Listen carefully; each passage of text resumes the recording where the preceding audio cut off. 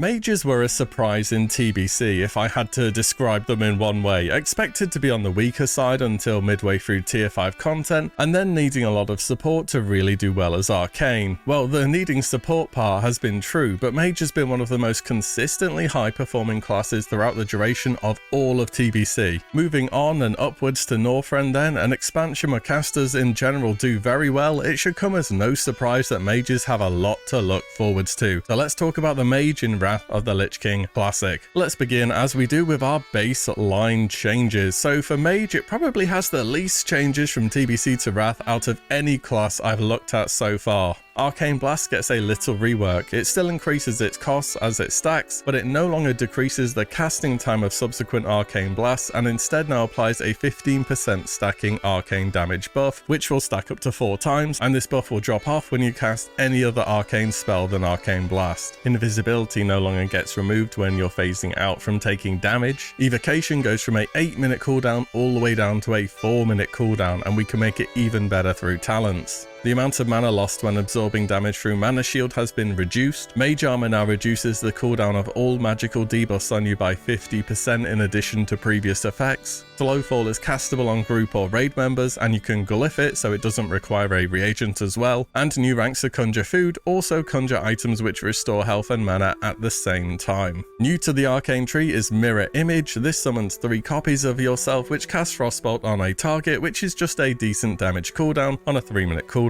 Dalaran Intellect, Brilliance, and Polymorph Cat are all buyable from a shop just on the left of the Violet Citadel inside Dalaran if you ever find yourself having a bit too much gold. Each of these just adds a different spell effect to what they already do. Over in the Fire spellbook, Molten Armor gains bonus crit scaling from Spirit, and a new spell is Frost Firebolt, which benefits from both Frost and Fire talents, opening up some Mage hybrid possibilities. It never really took off in original Wrath, despite it being tried a lot. Maybe we'll see some new experimentation these days. Over in the Frost spellbook, nothing changes. Yeah, I said Mage didn't have all that much different. But fun fact here, because I don't know where else I can put it in the video, did you know you could glyph Water Elemental so that it lasts forever, but can't cast Freeze anymore? I had no idea you could do that because nobody ever seems to, but it might be fun when you're questing though, always having a pet out. So let's move on to checking out some talent trees when it comes to raiding as a mage. Now, like a bunch of other classes, you should expect there to be 2 main talent trees that you end up exploring.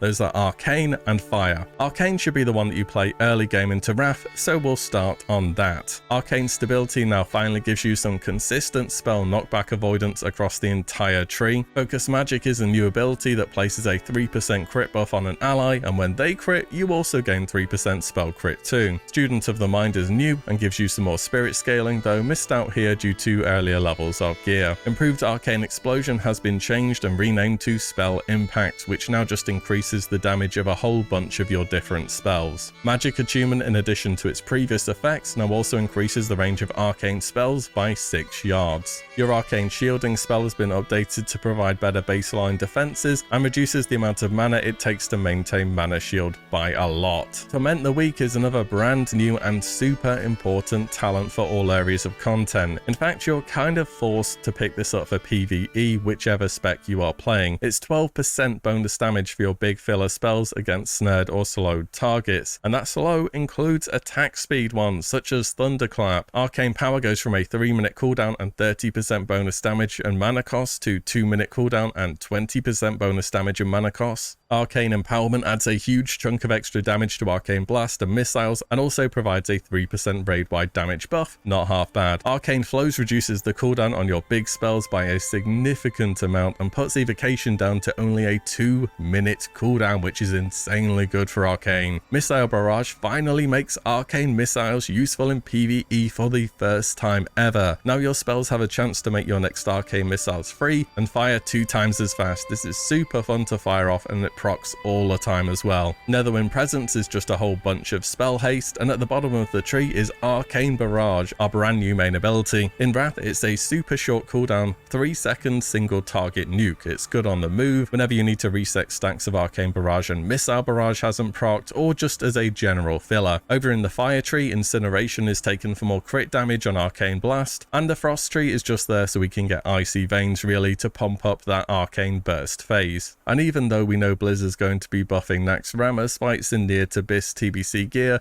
are still going to be so short we can justify going deep enough into the Frost tree to pick up Cold Snap as well for that double Icy Veins. Arcane will use glyphs such as Molten Armor for some extra spell crit, as well as Arcane Blast and Arcane Missiles just for some extra damage. However, once we start to get a bit later into the expansion, crit gear becomes more readily available and you really begin to power up. It's at this point it's expected that mages make the swap over to Fire. This time it'll happen for sure, right? Fire also has a bunch of changes to cover in the talent tree that makes it a much better PvE pick. Just to mention the Arcane talents quickly again here, it's really the same as what we've already gone over. You just want to pick up Torment the Weak because hey, as it turns out, 12% damage is quite a lot. The rest though, we're going to be looking into the Fire tree. World in Flames increases the crit chance and a whole host of different spells across all three specs. Improved Scorch has been reworked, now adding some spell scaling and more importantly no longer stacking anymore. Now one Scorch will apply a 5% spell crit vulnerability debuff to the target instead. Combustion gets a small change, going from a 3-minute cooldown down to 2 minutes, as well as now instantly giving 50% bonus spell crit, which continues to stack up until you've landed 3 non-periodic crits. Molten Fury gets changed to be 12% bonus damage against targets under 35% health instead of 20% bonus for targets under 20%. Empowered Fire adds scaling to your big spells and makes it so basically you can't go boom anymore. Well, between this talent and Master of the Elements, that is. Mages, like many other casters, don't have that mana problem that they used to, apart from Arcane that is. That's the whole idea of the spec. Hot Streak is perhaps the biggest new talent in the entire tree that's been added for the Mage. Any back-to-back non-periodic crits will make your next Pyroblast become instant cast. This is why mages need that extra crit before they can really start to do damage. Towards the bottom of the tree, Burnout is a massive 50% bonus to spell crit damage, but spells cost 5% more when they do crit, which is a completely negligible downside. This talent is super good. Finally, your end of tree talent is Living Bomb. Place a debuff on the target that ticks down for 12 seconds, exploding at the end of its duration, causing high damage to all nearby targets. The explosion portion of the spell also counts towards Hot Streak. Overall, a super fun talent, gives Fire Mage access to even better AoE than they already have, and it just looks cool when a bunch of them chain together. Glyph wise for Fire and PvE, they again use Molten Armor. Fireball, reducing its cast time as a little trade-off for losing the dot, is an easy decision, and a Living Bomb so the periodic portion can now crit. So how do we reckon mages are going to do in Wrath then overall? Pretty damn good is the answer. This class should be consistently near the top of the DPS meters. The only thing I'm curious to see how it plays out is when Fire will overtake Arcane. For TBC, by the Sunwell, it was fully expected that mages are going to make the swap to spamming Fireball, but in reality, Fire just doesn't compete with the damage Arcane can put out. Sure, Arcane needs more help with Innovates and Mana Tides and so on, but that's how many guilds have built their raid to be by this point in time. If Wrath is anything like TBC, you may be stuck pressing the Arcane Blast button for a long time. Speaking of the two playstyles and their individual performance, Arcane is expected to be better early, and this has been true across many Wrath servers. Arcane simply has a huge burst phase at the start of a fight,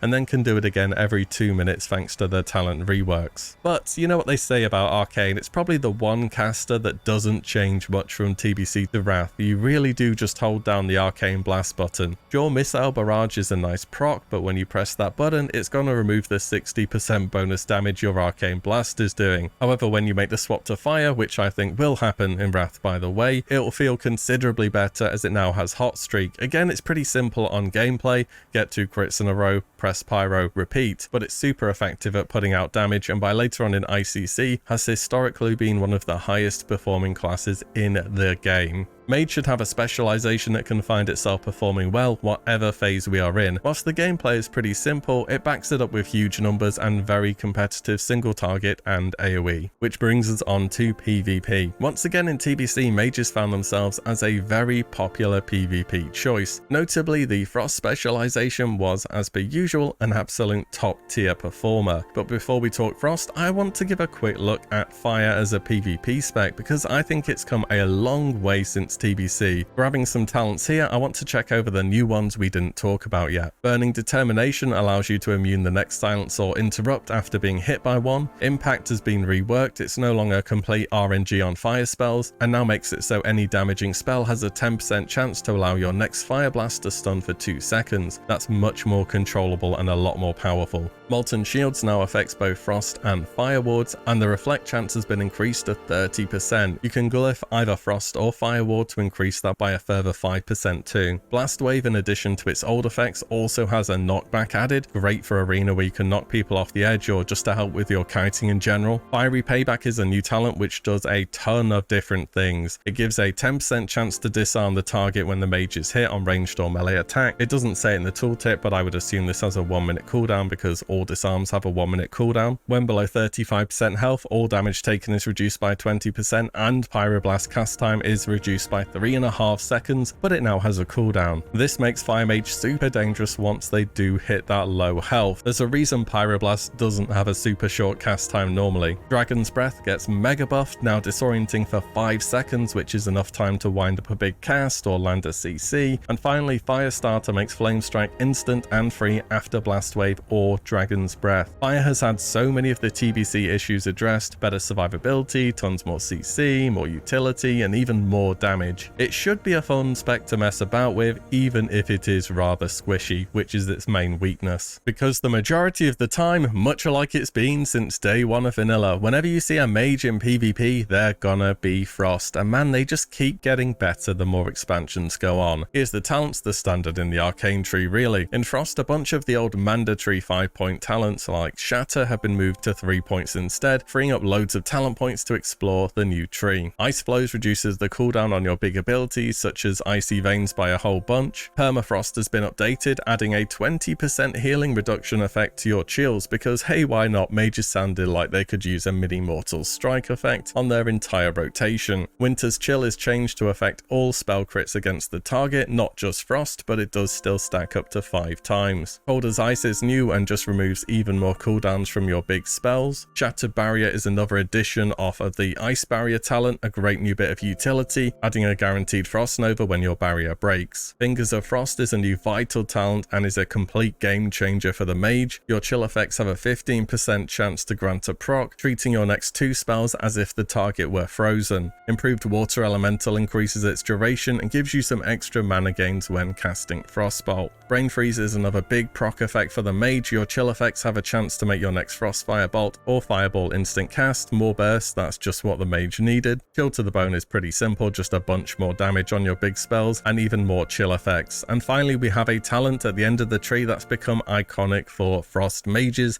Deep Freeze. A point and click 30-yard 5-second stun, but it does require the target to be frozen, unless you have Fingers of Frost procced, of course. During this 5 seconds, the target is both stunned and they are also frozen too, making it a guaranteed burst window of Ice Lances. Super powerful and versatile ability, and just another layer of burst and CC for the Frost Mage's formidable toolkit. Frost in PvP uses glyphs such as Evocation to add a big heal on top of this ability, Ice Barrier for more absorbs, and Polymorph to remove damage over time effects when it's cast and allow you to make swaps way easier than ever before. As per usual with Frost Mages, you should expect to see them across a wide variety of comps and brackets, most notably being part of God Comp, which is Resto Druid, Shadow Priest, Frost Mage, or the inevitable RMP. Let's finish up on some tier sets. Tier 7, the Frostfire Garb from a revamped Nax, Eye of Eternity and Sartharian's Lair. As per usual, love the tier 3 recolors. The 2 set makes it so you gain 25% more mana when using a mana gem and granting 225 spell power for 15 seconds. Hey look, it's Serpent Coil Braid on a tier set, as in they literally copy pasted the trinket and put it on a tier set. I mean, this trinket is still used by mages playing Arcane in the Sunwell a few months in, so I'm going to go ahead and say yes, this is still very good.